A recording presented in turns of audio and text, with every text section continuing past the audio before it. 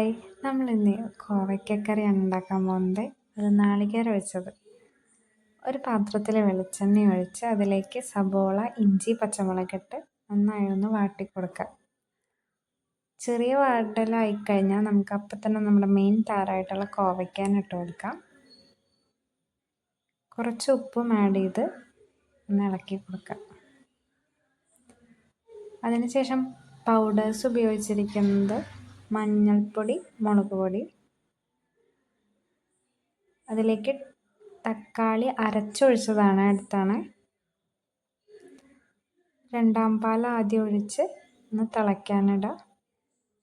കുറച്ച് നേരം നന്നായി ഒന്ന് തിളച്ച് കഴിഞ്ഞാൽ നമുക്ക് ഒന്നാം പാൽ ഒഴിച്ച് കൊടുക്കാം.